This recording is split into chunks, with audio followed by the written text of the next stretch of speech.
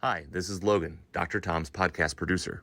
Sunday morning cafe events are like mini retreats, featuring live music, a thoughtful, research-informed talk, guided discussions, and refreshments. If you'd like tickets for the next event or would like to donate to the mission, you'll find all the details in the show notes and at sundaymorningcafe.com. Hey, buddy. Hey, how are you? 30 shy 1%.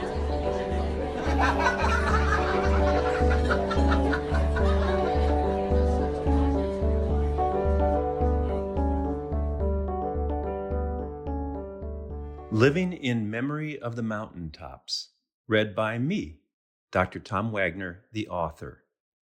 Introduction.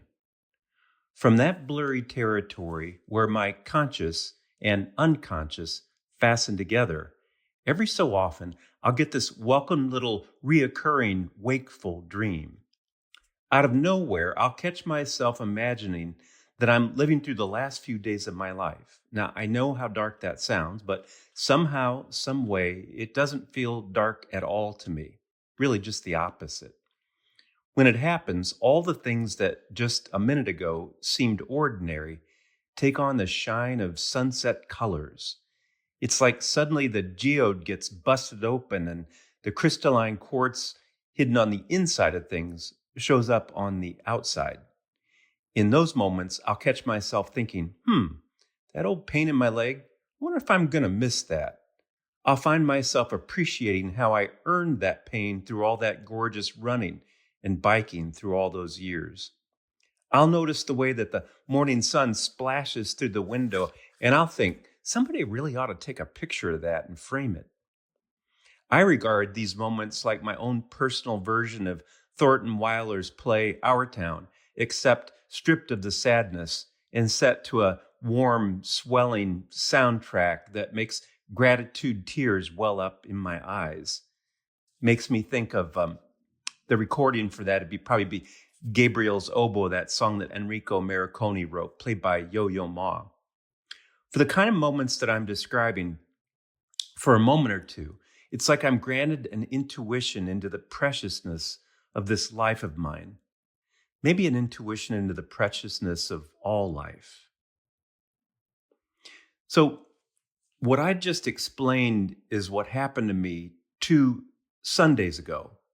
2 Sundays ago, I was on a trip from my chosen hometown of St. Louis to my boyhood hometown of Springfield, Illinois.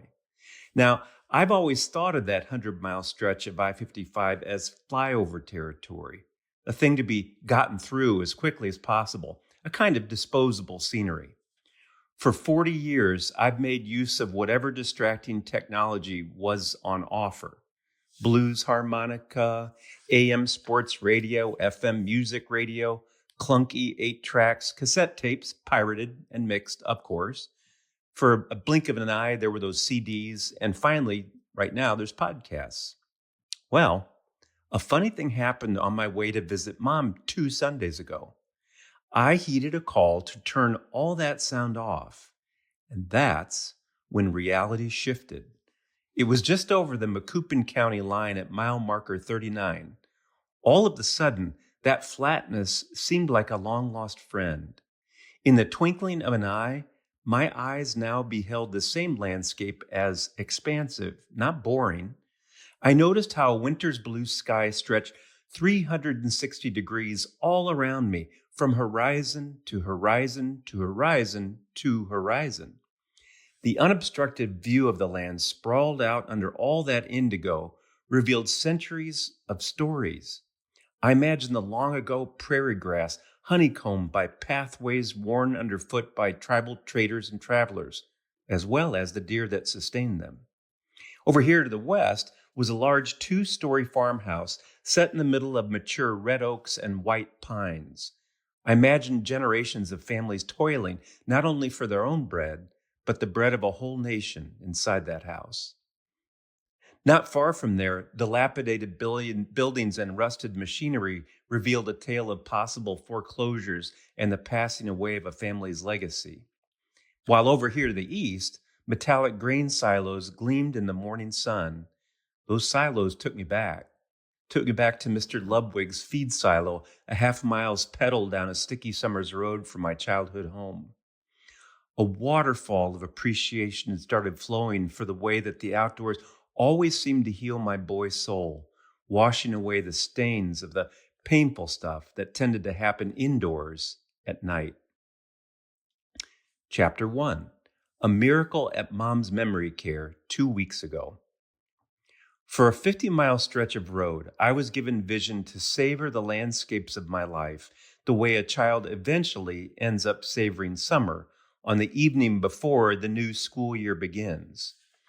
In the sunset shadows on a night like this, summer has a way of shedding her daily disguise of ordinariness. Like the final noisy draw of a chocolate shake, on nights like these, a child fully and finally realizes the deliciousness of what is passing away. So I crossed the threshold of Mom's memory care facility in the heart space that I just described.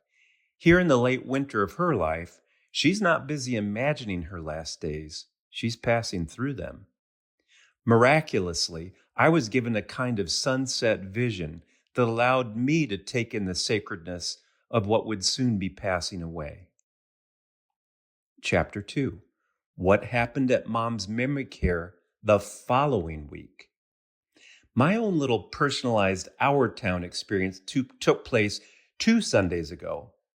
You know what happened on this past Sunday?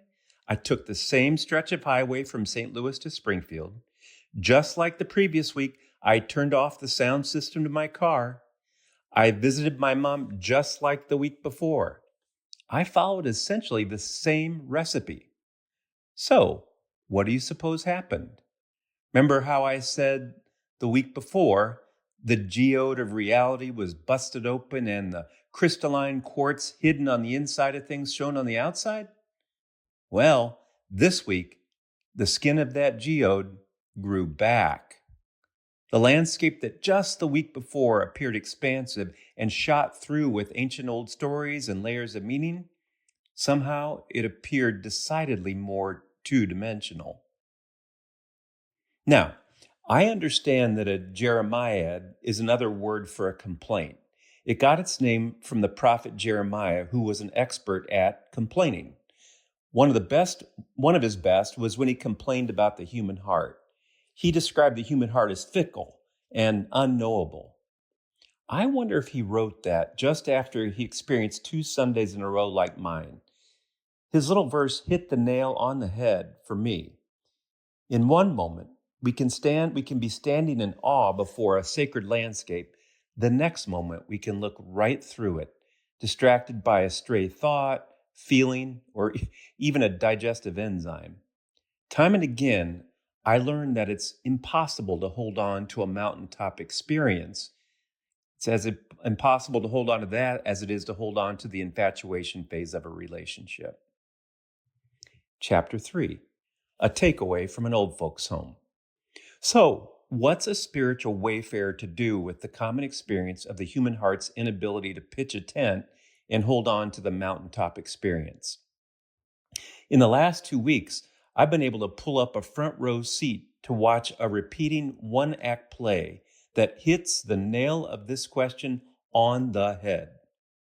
In my last 2 Sunday visits, Mom and I ate lunch with her memory care colleague, Charlotte, and Charlotte's able-bodied husband, Kendall. If I had to guess, I'd say these third-generation farmers are in their 90s, probably married 70 years. Whether it's Alzheimer's that's following up her nervous system or a stroke, I can't say. What anyone can see is that Charlotte isn't able to move her arms or her legs. Both times I've been with them for lunch, Kendall not only feeds her with food, he feeds her with his humor and his grace. His down-to-earth Central Illinois twang keeps a steady conversation going with her, even though her vocabulary is pared down to the occasional one-word response. If you were sitting next to me for this, you couldn't help but notice that she smiles at him. He smiles at her. Here's what Here's what Kendall said in that Central Illinois accent of his. She was a great helpmate. In between spoonfuls, he said that. He went on. She'd drive the combine if I needed her to. When Kendall heard about my psychotherapy practice, he offered this. Charlotte didn't have any degrees like you have, but she knew how to listen to people. They'd come from all around. She'd listen a long time, and then she'd just put her hand on their hand like this, and with that he touched his wife's hand, and she'd say, it'll be all right, and they'd feel better. When I said, it seems like Charlotte has a pretty good helpmate too. Quick as a horse's tail swats a fly, he said, it's what anybody would do. Chapter 4, Living in Memory of the Sacred Landscapes.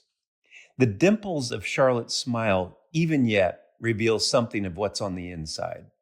But mostly, I think when people encounter Charlotte, I'll bet they see the plain, even disfigured outsides of her. What I've seen 2 Sundays in a row is Kendall's ability to live in memory of the crystalline quartz dimensions of his wife. It's my conviction that he intentionally remembers from a lifelong habit of intentionally savoring the crystalline quartz qualities that have always shined out from the core of his wife. By consciously remembering what's in her, what's always been in her, he makes that treasure present to both of them, here and now. This is what allowed Kendall to say with conviction, it's what anybody would do. I'd like to add, it's what anyone would do who's developed a lifelong habit in living in memory of those mountaintop experiences with his wife. Chapter 5 is a dialogue section full of reflection questions. If you're interested in hearing those questions, stay on. If not, you can find these in the blog article that will drop this Sunday, coming up here on March 8th. Reflection questions. The first one. This article described a moment of clarity when previously boring flyover territory suddenly appeared expansive and called to mind a cascade of treasured boyhood memories.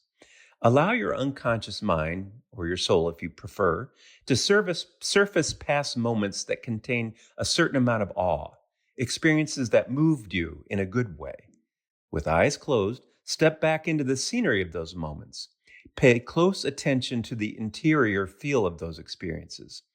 Be sure to share these with someone worthy of that gift. Otherwise, write them in a journal and take a minute to write your own reflection of those moments. Be prepared for a new insight or two to show up because you've likely developed a deeper self since the time you experienced the original experience. Second question, what do you make of living in memory of mountaintop experiences? Do you think you ever do that? If so, what does that look like for you? If not, take a few guesses as to how you think you might do a thing like that. Maybe query someone about their methodology. Next question. People in my religious tradition of Catholicism are accustomed to calling mountaintop experiences mystical experiences. And in my tradition, people regard mystical experience as reserved for very few. Well, the research of Barbara Bradley Haggerty in her book Fingerprints of God revealed that actually these experiences are way more common than generally thought. There's a common sense to this finding if you think about it. If there's a transcendent core, kind of an unlimited dimension to the human experience, then mountaintop experiences are likely to be far more common than previously imagined. With that in mind, when have you been swept up into awe? Is it possible that these could have been homegrown mystical experiences? And the final question. No one can decide to have either a small or a medium or a large mountaintop experience. By definition, they're gifts or blessings, and they can't be scheduled. This article described turning off all distractions while driving through quote unquote flyover territory. The next thing you know, the author, which is me, was granted a mountaintop experience. Do you have a habit of setting aside the noise and the distractions to make space for potential moments of grace or transcendence? I guess what goes with that question would be this. Could it be that you're treating your own life as flyover territory?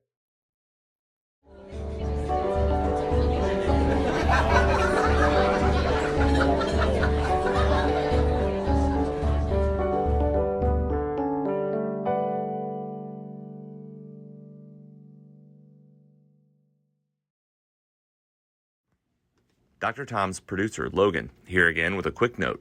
If you'd like tickets for the next Sunday Morning Cafe event or would like to donate to support the mission, you'll find all the details in the show notes and at sundaymorningcafe.com.